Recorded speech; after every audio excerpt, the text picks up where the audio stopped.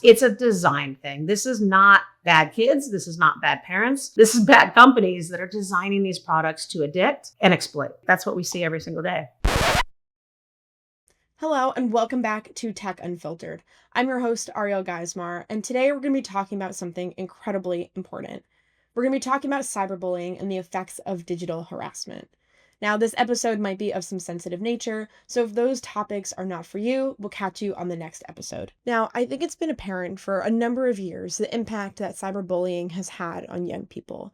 But today, I want to talk about all of the forms that it actually comes in and highlight one of the individuals that is doing some of the most incredible work in this area. I'm incredibly honored to be joined by Laura Marquez-Garrett, an absolute champion for young people in standing up to big technology. Now, Laura is not only a close colleague of mine, but an attorney at the Social Media Victims Law Center. Now, when you search for information around cyberbullying or digital harassment, this is the organization that comes up in a search. I'm incredibly excited to share the work that they're doing and the issues that they're tackling. As we talk about some of these issues, you'll notice that they're not just hypotheticals. They can be people in your community, your friends, your family, your coworkers, or your classmates. So as we think about these issues at large, it's important to keep that in mind. Now, we understand the concept of bullying, but cyberbullying can sometimes go a little bit deeper. And I think in the beginning stages, as our society began to grapple with cyberbullying, there was this harmful rhetoric that we should just log off.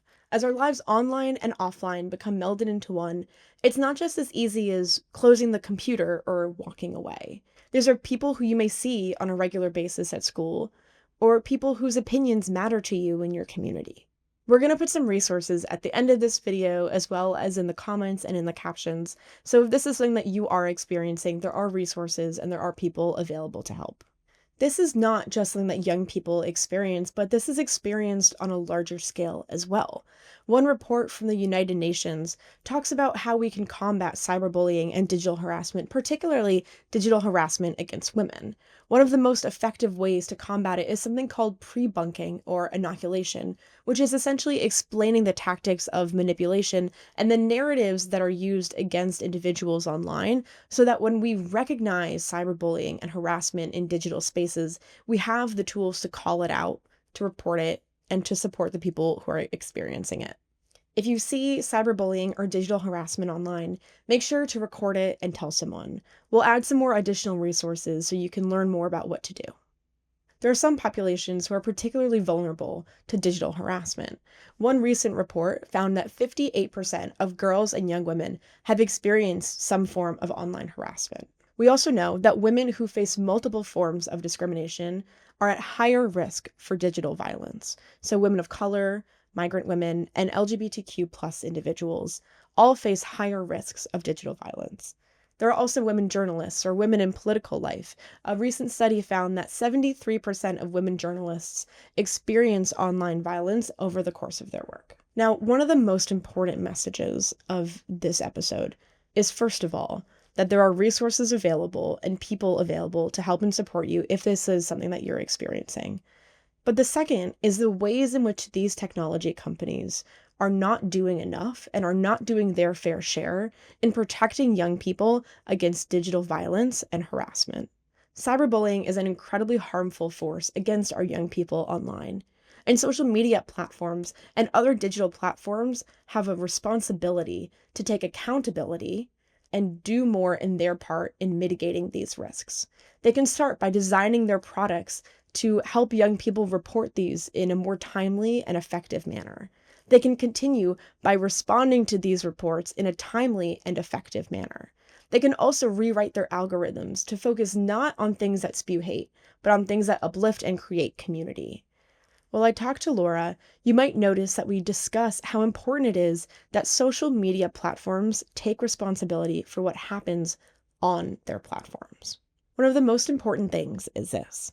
These platforms have a responsibility to you and to its users to take action proactively around the kinds of issues that we're talking about today. They have a responsibility to protect their users and particularly their young users around what happens on their platform. Without further ado, here's my conversation with Laura Marquez-Garrett. Hello. Welcome back to Tech Unfiltered. I'm here today with Laura Marquez-Garrett, and we are chatting about young people and understanding a little bit about cyberbullying and harassment. This episode, we're going to be talking about some pretty deep and meaningful things, so I encourage you as you're listening, take time for yourself if you need it. If this is a more sensitive topic for you, feel free to just go to our next episode. There's no pressure. But we're here today to talk about some of these things that are really, really important to us. Laura, thank you so much for coming on. Yeah, thank you for having me. I'm excited to chat with you. It's been a while. Yeah, oh my gosh, been a minute. So maybe you can just introduce yourself and the work that you do to our listeners. So I am an attorney, Laura Marquez-Garrett. I'm an attorney in Seattle, Washington, and I work with the Social Media Victims Law Center. We are a small firm out in Seattle, and I say small because it's shocking. We have put our retained on behalf of over 4,000 kids who've been harmed by social media and tech companies in general, right? So now you have the AI harms. And so this is what we do, and it's representing these families, these kids who've been harmed, trying to make change, supporting state and federal legislation, education, advocacy, really anything we can do to try and get these companies to fix their products to make them safer by design. Talk to me about what safer by design means to you. So, that's a great question. It's, and I'm actually going to go back to like the Ford Pinto, right? And I don't know if everyone's heard of the Ford Pinto, but you have this car where Ford had put in a part that was cheaper essentially, and it turns out this part would cause explosions on rare impact, right? So it was right next to the gas tank, it would explode. And what Ford does is it decides, we want to make more money, of course, and they do a calculation and they say, well, we could recall all of the Pintos. We could fix this part for, whatever it was, maybe $150 per car. But it would be cheaper to just let a couple cars explode and to pay those settlements. So it's a design issue, right? And what we have as a society is a scenario like with social media we see now, where when our car explodes, they've got us saying, well, was it me? Did I drive too fast? Did I hit the brakes? Was it that part? Was it? And so when I bring up design, it's at the end of the day, when you get in a fender bender, your car should not explode. That is what we're seeing with social media products. And it's a matter of helping people understand that. And so there's so many examples, but one of the biggest, across the board, the harm that we see most often in almost every case is addiction, right? So you have a kid that is doing fine, a kid that is, generally gets along with other kids, does well in school, maybe struggles, but is dealing with it. And then you introduce social media and you have these products that by design are meant to manipulate and control. It's the continuous scroll. It's all these things, the notifications, the speed of the algorithm, which is in real time figuring out what will keep you hooked. So they've put in all these little design features that are specifically intended to give you hits of dopamine. And you being everyone, but they're actually really geared towards younger brains because that's where the money is, right? You have the meta documents that say, get them young, bring them in young, the younger, the better. Same that Big Tobacco did the same playbook. But so these are actually designed even more specifically to young brains. And they are meant to keep them hooked. So that is a design issue, right? That is something that we don't have to have in these platforms. Nobody understood it. They spent billions of dollars to figure this out. That is how the product is working. That's not content. You also have things like, look at, Snapchat and the people, not people you may know, what is it? Quick ad, right? Like how many young women have I talked to who are like, hey, I opened a Snapchat and immediately I was getting solicited. And by the way, adult women don't have that same experience. Adult women who open Snapchats as adults will say, that's weird. Like I've never had that happen. And young women now that I'm talking to are saying, well, now that I think about it, around age 16 to 18, it slowed. And by 20 to 22, I no longer am being solicited. That's design, right? That is not something a user is doing. That is not how you're driving that car. That is simply how the car is designed. And you are doing something that you should be able to do without being harassed. But all of a sudden, Snapchat by design is pushing your data out to a lot of predators. And they're doing it that way because young women are what predators want to meet, right? It's engagement-based programming. So that's just a couple of examples, but it's all over the place. It's a design thing. This is not bad kids. This is not bad parents. This is bad companies that are designing these products to addict and exploit. And that's what we see every single day. When we think about the future that we want, right, that we as young people advocate for, that we've spent our generation has been built on young people and passion and advocacy and caring about different things. That is antithetical to what young people believe and the way that we think that the world should be. Right? I've met young people that are struggling to make it through every single day.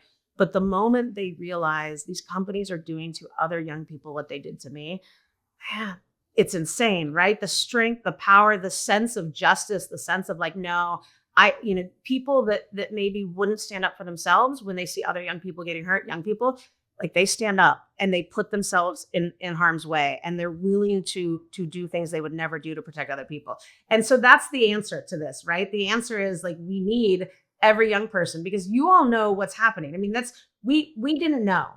The reality is the generations before you, the folks particularly who are over 30 years old right now, the folks over 30 years old did not know. And part of it, so folks know, it's because they design these products. I mentioned this earlier. They design them for young people. So when I pick up a device and I open an account, it works differently for me than it does if I pick up a device and I either self-identify as 16 or 14, or I act as 16 or 14. So you could say I've seen accounts where kids said they were 90 years old, but these companies know, they all know, they estimate your age with reasonable certainty.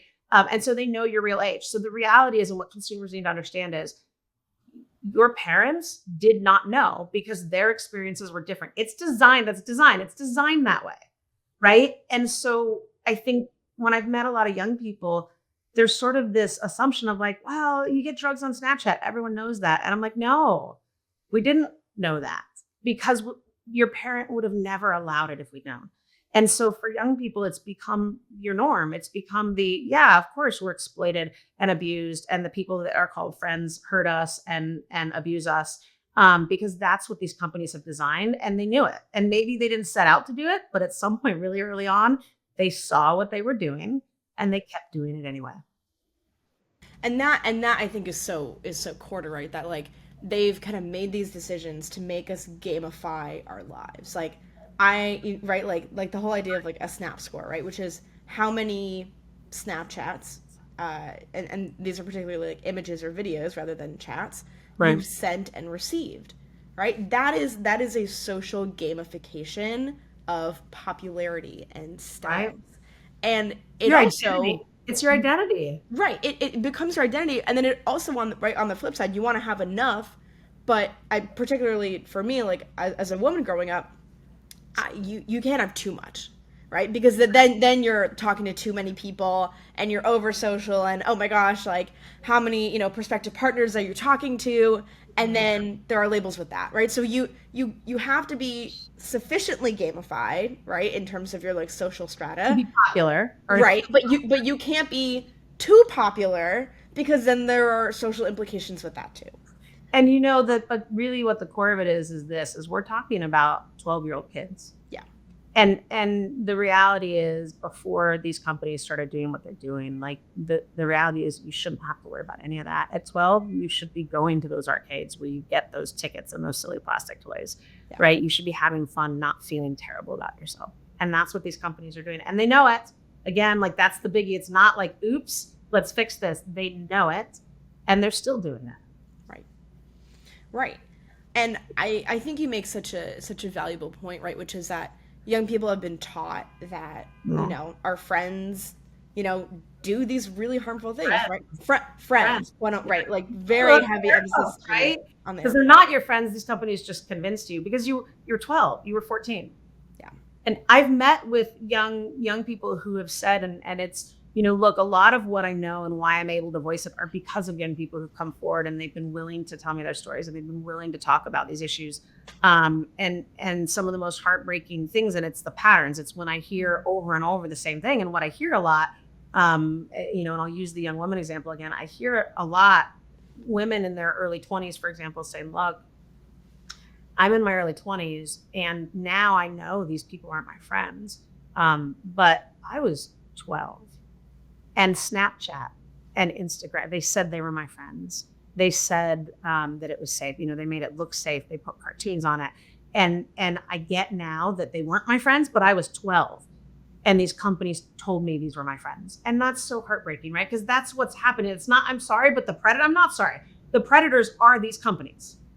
It's it's easy for them to say, oh, look at all these other, because for them, they get to keep hurting if they say, oh, it's someone else, not us. But when you have child after child, young person saying, I was 12 and these companies told me these were my friends. And I get now that's not true, but they knew I was 12. They knew I was 14. They knew I was 16. They didn't just tell me, they set it up. They put cartoons. They gave me points. They did all these things. These companies, and what we need to realize as society, they are the predators. Yes, there are other predators, but they are the predators. They are preying on our children. They are doing it knowingly. And it is absolutely horrific. And as a society, like, we need to stop them. To my own personal story, like, that's why I'm in this fight, right? Like, to your point, I was like a really early teenager, and Snapchat was like, look, we have this app and there are disappearing images and you can do whatever you want and send things to whoever you want, and it's gone from the internet forever. And what we know now is that nothing has ever gone from the internet forever, but you try to gamify these things to young people, particularly to young women sometimes, and the outcomes are horrific. I don't use Snapchat that often. I log in every once in a while. And this was about a month and a half ago. Within about a span of a week, I got an advertisement from, and it comes up in the same column where my friends are. Yeah. I got an advertisement for a calorie counter for like 5 times. Like, I got it consistently over a week. Within the span of like 36 hours, I got it like 5 times. Yep. And I rejected it every single time. I wasn't looking at that content elsewhere on the internet, but Snapchat identified me. They're profiling you. Yeah, because they profiled you. Exactly. Oh, this is a potential, vulnerability. Right. Let's go in for the kill. And I want to say, look, I'm glad you brought up like your own advocacy, because I was thinking of this last night. So the first time I saw you and met you was in DC, and it was like, 2.5 years ago. Because I think you were the first to go up on stage of the young people there. You actually were the first youth advocate I'd ever heard tell their story. And it blew my mind. And I remember coming up and being like, you're my hero. Like, this is what we need. I remember sitting at that table and hearing you start to speak and being like, oh my God, like, this is incredible. The strength it takes as a young person to put yourself out there, to stand in front of a room full of people and cameras and to tell your story. And I remember thinking, this is powerful. Like, these are the stories people need to hear. And so I would say to everyone listening to this, like, they need to reach out to Design It For Us. Every young person who wants to talk about their story, like, that is what's going to change the world. That's what's going to protect the kids that come next. Because people cannot ignore you. It's the same with survivor parents, right? Like, these companies, they can be like, oh, just ignore them. Just, it's about the money. It's about the power. It's about, but when you got up there and you told your story, like, everything went quiet. Those are the stories that are going to change things. And so I know it's hard, and I'm so appreciative that you are telling your story. And for young people watching this, like, they need to reach out to you, so that they have an opportunity to tell their story, because kids are dying. Young girls who are 12 years old and they're getting on YouTube and they love themselves and they're happy. And then all of a sudden they're getting those goddamn calorie counter ads over and over, and face creams and this and that. And after as little as a couple of weeks, they don't love themselves anymore. And that's Google doing that. That's not the world. That's not their family. That's not their friends. That's Google exploiting that. It's hard, right? Like, it's hard to kind of see these things happen on a consistent basis. I want to shift quickly because there's so much that I want to get to in our time together. One of the things that we're looking at is these companies' complicitness in cyberbullying. I'm wondering if you could just speak a little bit to what you were seeing when you go up against these companies, in terms of cyberbullying and the decisions that they make to protect themselves. Bullying is such a great topic to bring up, and because I think here is what I've seen on the back end. So bullying's been around since the beginning of time. When I was young, like, we had bullying, and it was not having the impact it has now. This is another example where these companies want to say, hey, those are those bullies, man, those are really bad. That's bad stuff. Like, but that's not us. We're not bullying. We're doing our best to protect you all. And that's a lie. And the lie is this. Let's go back to addiction, right? Because what I've seen over and over, I've seen young kids that are being relentlessly bullied, and it is destroying them. And here's the kicker though, it's not the bullying that's destroying them, it's their inability to stop using the platforms. Because 30 years ago, someone bullies you, you go home, your parents reinforce, hey, how was your day? I love you. You get to go to bed, you get to go to sleep, you get a good night's sleep. In the next day, things are manageable. What we see over and over is things are not manageable for young people because of these products. So now you've got a scenario where a kid, you say, hey, why don't you just stop going on Instagram? I can't, right? Like crying, I can't, but it's hurting you. I know, but I'm nothing without, right? I need my Snap, I need my Instagram. So they cannot escape. That's addiction. In a world where they are not designed for addiction, if I get onto an app and people are being mean to me, what do? I stop using it and I go use a different app. But by the way, they're also cutting out all the competition because you can't compete with addiction, right? I can't, if I'm an ethical designer, I can't compete with addiction. So what people don't realize, big tech likes to say, oh, if you regulate us, it's going to hurt business. No, you're actually going to open the field. And now we're going to have ethical designers all over the place, offering young people and everyone apps that are actually functional, apps that put control back with the user, apps that we can use to actually make our lives better instead of worse, which is what the apps are doing now. And that is the kicker there, right? Is that so in a world where they're not addicting, if I'm a kid and I go onto an app and someone is bullying me, you know what I do? I'm out of here. I don't need this app. I'll go open that app, which is really popular too. And 3 of my friends like it, right? So one, it's the addiction. And that's I'm going to say even that's the danger when we talk about cyberbullying is we have to be careful when we're telling parents and kids about it, not to put it all on the bullying. Because again, the bullying has always been there. The bullying's not going in Now, I will add on top of that, though, because then there are design things that they're also doing to make the bullying worse. It's not just features like anonymous messaging, right? Which they know this is bad. People are going to hide behind anonymity. And we're dealing with kids, so we probably shouldn't have unsafe things like anonymous messaging, you would think, right? But also, I've talked to a lot of kids who will get bullied or their explicit photos will be put up. And here's the thing, these companies say, hey, here's our reporting mechanisms. Look, if you buy a bottle of Roundup, there's a 1-800 number on that bottle. And I know because I had a dog that got into some weed killer once, and I called to be like, hey, my dog is looking like a Shar-Pei. And they picked up the phone and they helped me, right? These companies specifically, purposefully, you have no way to reach a human being. That's on purpose. They're making billions of dollars off of us. And the worst thing in the world can happen, and there's no way to reach a human being. So here's the issue. They don't want to take stuff down. And it's not about monitoring. That's a red herring. Because they could make their product safer without ever touching a piece of posted content. I've talked to people who are like, yeah, I was being bullied or my photos were up.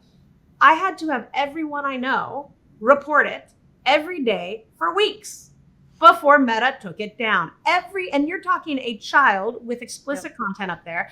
And this young woman said my sister, my mom, my aunt, 3 of my friends, myself, we reported it every day for 2 weeks before Meta did anything. Oh my God. Right? That is a broken product. It's worse. It's outright fraud. It's outright fraud. How many young women have I talked to who said, yeah, I tried reporting. And then they would just, I keep getting harassed. I tried reporting, the platforms did nothing. Right? So don't worry about monitoring. Don't worry about moderation, because none of us are even calling for that when we really get into the weeds. Why don't you just act when a child gives you proof that they're being abused on your platform? I had a conversation with Frances Hogan, and what she said is they're not measuring connection because that's not their goal. Right. Their goal is time, is addiction.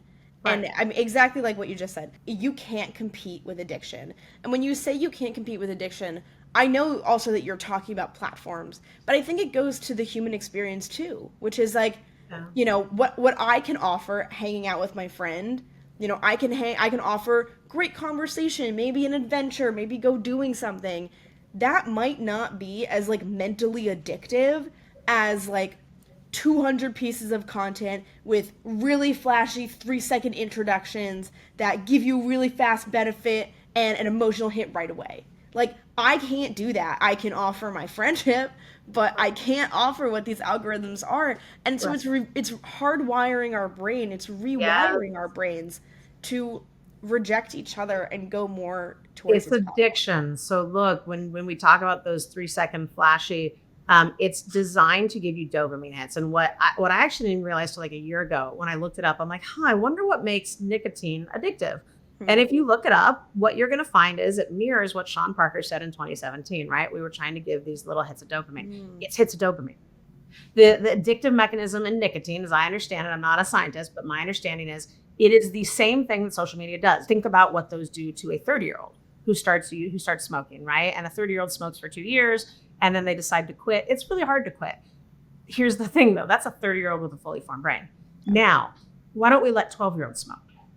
Right? And let's see what happens. And what's going to happen is that 12-year-old is going to have an even harder time quitting. Not only that, but it's now impacting the way their brain is developing because their brain's getting these hits of dopamine, their attention span, the way their frontal lobe is developing. That's what these companies are doing to an entire generation.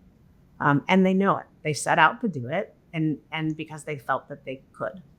And that's what they're doing. And when it comes to competition, I mean, imagine a product instead of like the Snap score the way it is, instead of giving you points to chat with complete strangers that they know are complete strangers, random adults who happen to live near you and like to talk to young women, imagine instead if you get points every time you stay off the app for 6 hours.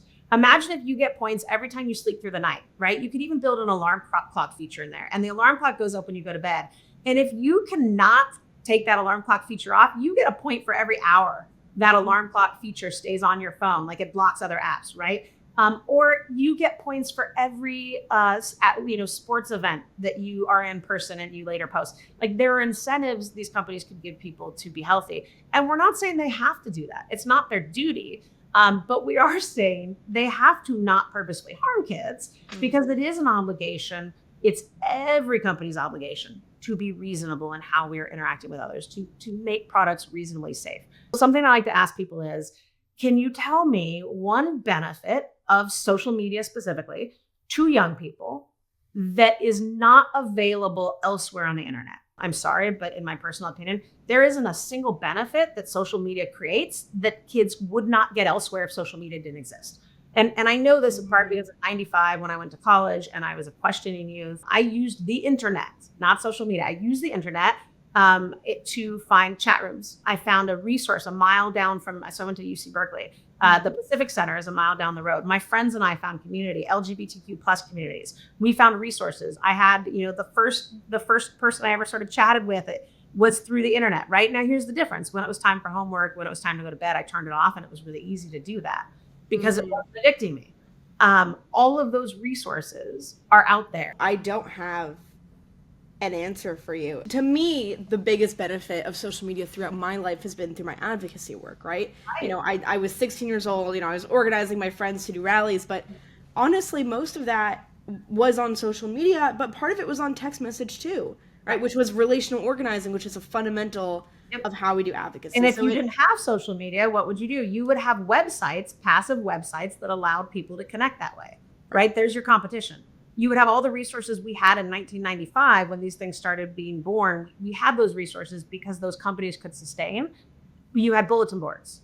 You had you could have chat rooms. You could have all the stuff, again, with any of this, these companies, it's not about moderation. It isn't. They want you to think it is because that puts them in control. They get to decide what we see and don't see. And then they can also say, man, it's overwhelming. There's so much stuff. But that's not the point. When it comes to your marketing and your product development, everything everyone is doing in a second. So why is it that everything everyone's doing, you have all these formulas, when it comes to consumer safety, you're helpless all of a sudden, right? That's what they've set up. And it protects only them. Only them. I'm wondering if you could just talk to me a little bit about what going up against these companies look like. Like, what are you up against? And if you could just speak to what it looks like to kind of do some of the accountability, right? I'm on the young advocacy side of it, but talk to me about what your version of accountability looks like and what you're up against. Yeah, and I think even on the young advocacy, I think look, it's exhausting. Yeah. It never ends. These companies will fight you, they suppress you, they censor you, they shadow ban you. They make sure that no matter how powerful your message is, they dampen it as much as they can. Well, they amplify the exact opposite.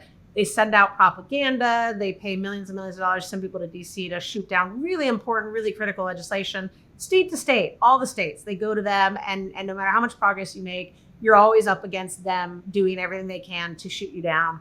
And then just basically you keep going, right? It's actually the same across the board. That's just how bad these companies are. Now, in terms of litigation, like litigation is so critical for a number of reasons. And I think people miss this point off. And one is the goal of litigation when it comes to protecting consumers is not litigation for the sake of litigation. It is actually to create a system whereby a company like Ford Pinto, when they realize they have an exploding part, instead of doing this memo saying, oh, okay, it'll be cheaper for us to let a couple people die than to recall and fix this part and help keep consumers safe. Parts that consumers have no idea are defective and they're buying our cars. Instead of doing that analysis, you want these companies to say, okay, yes, in theory, it would be cheaper for us to just kill a couple people, but we might get sued a lot. And if we get sued a lot, it could become a lot more expensive. Now we have to deal with bad PR. Now we have to deal with a potentially unlimited number of lawsuits and the potential that a jury is going to see that we knew people were dying. And it's not just that, yes, maybe in a situation where we didn't know it would be cheaper, but now that we know, a jury could award a $200 million award. And that's going to be a real problem, right? So the goal of litigation, that accountability piece that's so critical, is that it is what the risk of accountability, the risk is what keeps companies from killing people on purpose. The risk is why a company will safety test. It is why a company will make sure that they're not harming people needlessly, which is what we want companies to do. That is why these companies have gotten away with murder for so long. That is why so many children are suffering, because they hid behind something that didn't apply to them, right? They claimed to be the internet. They didn't tell us what they were doing. They kept it all locked up. And so we didn't realize what they were doing until pretty recently. I mean, really, when Frances Haugen comes forward with those documents, you have people looking at those and saying, well, wait a sec, this isn't third-party speech. Like, this is you. These are these companies being the predator. Right. So that's the accountability. Now, in terms of how it looks exactly like it does in all these spaces, which is these companies will do anything to protect the golden goose. They will do anything. And what that means is delay. I mean, a good example is in the AI space. We have these cases in Texas. We have a young woman who's 12 and was 10 when she started using, a young man who was 17 and was 15 when he started using. And we filed a lawsuit, and this is all public records. And you have Google and Character AI and the two founders. They moved to compel arbitration, right? So you're talking about multi-billion-dollar company Google moving to compel arbitration against what would have been. What does that mean? Compel arbitration, arbitration for our users, for viewers. So arbitration is not a courtroom. It is, the damages are typically capped in arbitration. It is a less formal proceeding. It is a less public proceeding. And part of it from the company's perspective is it creates all sorts of delay and confusion and potential like suppressing consumer rights, right? So they're trying to hold a 12-year-old child to a single provision in a giant document that the 10-year-old at the time probably couldn't even have read even if they'd been shown the document. That is what these companies do, right? These companies are delaying every single chance they get. They don't want accountability. The other piece I want to note is with litigation, what has been so incredible is it's the stories. It's the youth stories. It's the survivor parent stories. The litigation has given us an ability to tell some of these stories. You see images of self-hate and loathing, and not only that, but you can time them. We can time them with when a cell phone came, like when the use was more extensive, right? Parents had parental controls. We can reverse engineer multiple times in cases. These harms are so predictable. I can talk to a parent and get a timeline and look at these medical records, and we can go back and predict, we think this app was used around this date. Just recently this happened with a dad that didn't know, and then we get the device, we pull out the data. My estimate was 2020 based on the app, the harm, the gender of the child, the age of the child, etc. I said, I promise you, the use started. I'm incredibly certain based on this. The date you have here is not accurate. I would put money that this started in 2020. It turns out in May 2020, right? So but because I've seen it 100 times, wow. that predictability is frightening. So you're seeing, essentially in your legal work, you're seeing the mental health of young people reflected in the collections that you do, or the discovery. Data.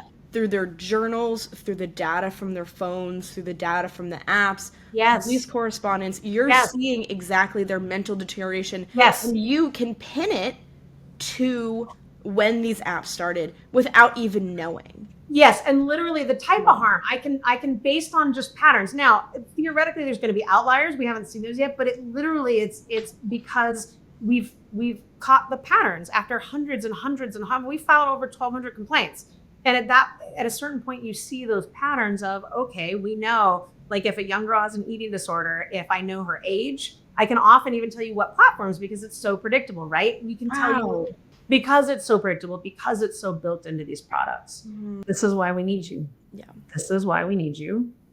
Because these kids, I actually 18, sorry. If you are 18 to 24 and you are listening to this, there is a generation of children that needs you desperately to speak up. I would say reach out to Design It For Us. Actually, that's going to be my answer there.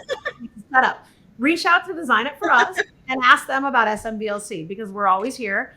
We're happy to help when we can. And the reality is there's so much out there. You all know what we do, right? We're doing it with you. You know what we do. And so really the big issue is resources. Let's get people access to resources. Now, if you're in law school, reach out to us, man. Come on, bring it on. And if you're not, go to law school. Let's get advocates for these kids that they really need. Let's get the advocates that you all needed when you were kids, because now's the time for that. Yeah, absolutely. This might be I don't know if this is the right question. It's very possible that some of our listeners right now might be experiencing these harms themselves, from cyberbullying to harassment. Is there anything that you would say to these young people who are currently seeing as a bystander or they themselves experiencing that? It's hard because these companies are still doing it. What I would say is, one, be kind to yourself. It's easy to blame ourselves, and it's easy to be like, why am I like this? Why? One thing, in fact, I want to point out that it only was told to me recently is I had not realized, sometimes when young people get really bad stuff in their algorithm, one of the reasons they can't talk about it is because they believe if the algorithm sent it to me, there must be something wrong with me. Mm-hmm. It's embarrassing, right? It's not true. It's a lie. Yeah. It's a lie. It's profiling. It's targeting. It's their choices. So the one thing I would say is don't forget that. These are not your choices. And reach out to SMBLC. If you're getting medical treatment for these harms, reach out to us. You can file a lawsuit, but also reach out to Design It For Us. You can tell your story without ever filing a lawsuit. You can mentor young kids. You can tell your friends, your family, your relatives. You can talk to your politicians. Tell them to pass these laws. Go to DC. Laura, thank you so much for coming on. An incredible, incredible advocate. Thank you all so much for watching this really important episode of Tech Unfiltered. We'll see you next time.